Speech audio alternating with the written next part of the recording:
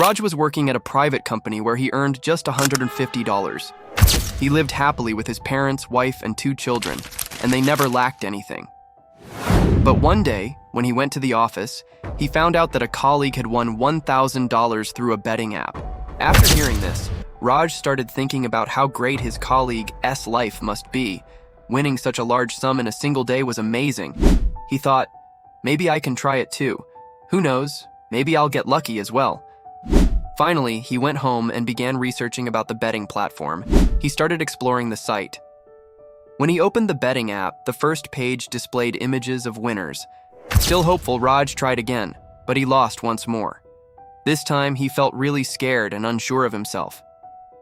Driven by desperation, he tried one last time, and this time, he won $50. Encouraged by this small success, Raj became convinced that if he kept playing, he could recover his losses and even make money. But what he didn't realize was that he was stepping into something dangerous. As Raj got deeper into the betting game, the consequences spread to everyone in his household. When there was profit, they were all happy. When there was loss, they were all upset. Before, his kids used to come to him, play with him, talk to him, and ask for chocolates. Now, they were scared of him. Becoming part of this gambling world left Raj frustrated and angry. He used to love his family, but now he often yelled and scolded them when things went wrong. His home was no longer the joyful place it once was. Eventually, Raj fell into deep debt from betting on the app. He already had a home loan and monthly installments, EMIs, but then he took out another personal loan. When that money ran out, he borrowed even more from friends and relatives at high interest rates, sinking himself further into financial trouble. Getting out of this mess seemed almost impossible. The story you just heard is about a middle-class person chasing the dream of becoming a millionaire overnight. This kind of situation can lead to serious problems. Many people end up broke because of the trap of loans. In today's video, we are going to discuss one of the most alarming and disturbing truths in our society: the loan trap.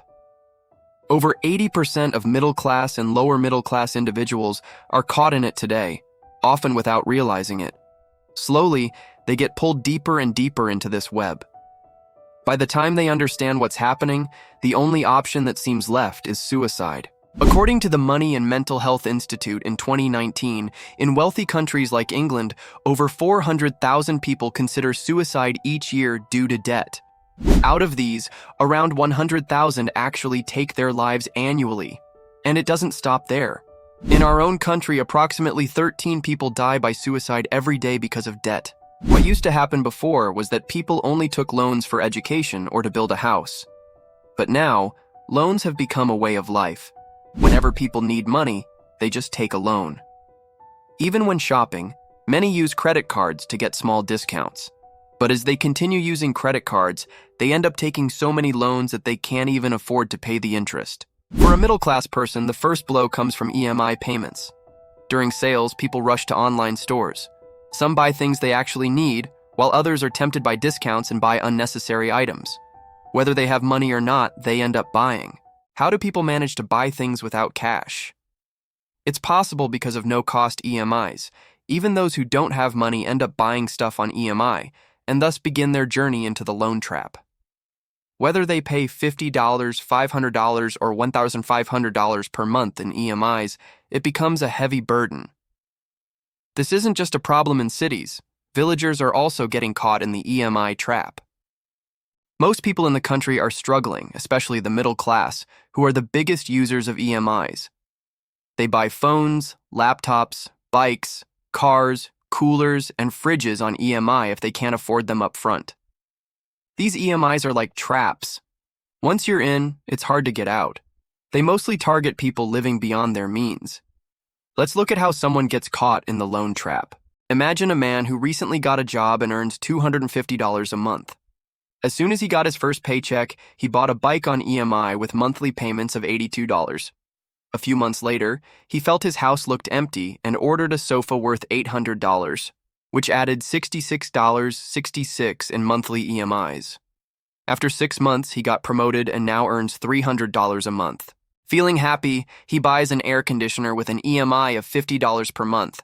Then, to maintain his image, he buys a phone with another $50 EMI. After 6 months, his total EMI reaches $248.66. Now, he has only $50 left for everything else. There's no way to cover household expenses with that. Still, he has to pay the EMIs. So, what does he do? He takes out a $1,000 loan at 10% interest, meaning he now has to pay both the loan and the EMIs. Meanwhile, a medical emergency arises. His mother falls seriously ill and needs treatment. With no savings, he takes out another loan, adding more interest to his debt. The question is, what's the solution? First, if you haven't fallen into this trap yet, only spend what you can afford. Try to save yourself. Understand the advice clearly. Before buying anything on EMI, ensure the monthly payment doesn't exceed 30% of your salary. If it goes beyond that, you'll start falling into this trap. Control yourself and avoid buying unnecessary things on EMI. Second, don't buy things you don't really need. Even if it's being sold at an 80% discount, resist the temptation. Third, if you have any outstanding debt, clear it first. Keep track of your needs versus wants. Figure out what's necessary and what's not. If you already have an EMI, avoid taking on new ones until the current one is paid off. The more disciplined you are with your money, the more stable your financial situation will be, and the better your chances of avoiding the loan trap. Here's the harsh truth about no-cost EMIs.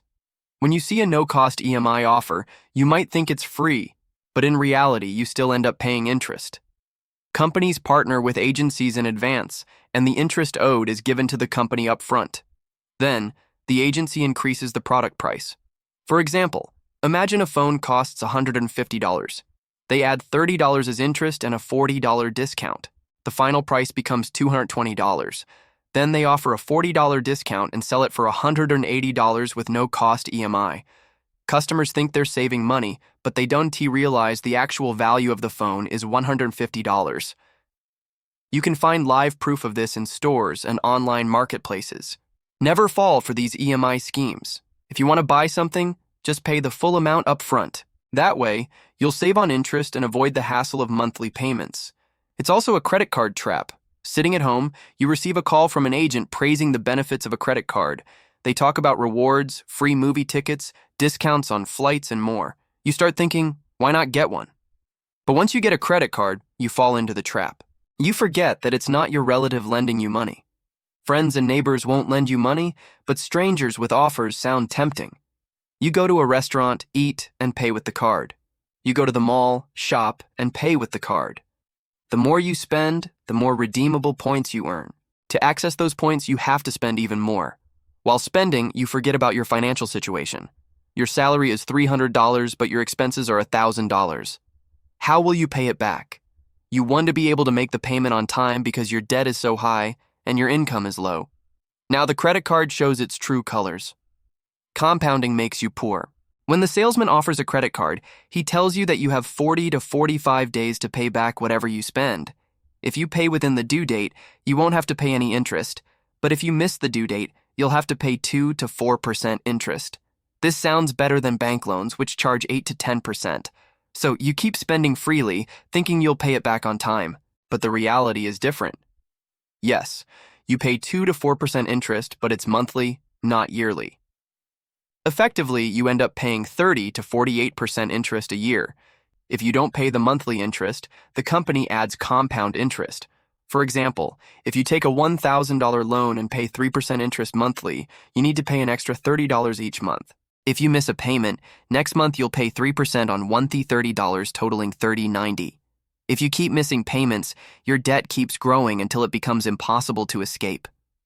To avoid falling into the debt trap, first, don't take a credit card. If you already have one, use it only in emergencies and make sure to pay off all dues before the due date. If you haven't gotten caught in the loan trap yet, that's great. I hope you've understood everything explained in this video clearly. I hope knowing about the loan trap will help you be more careful from now on. If you liked the video, don't forget to like and share it. See you again in the next video.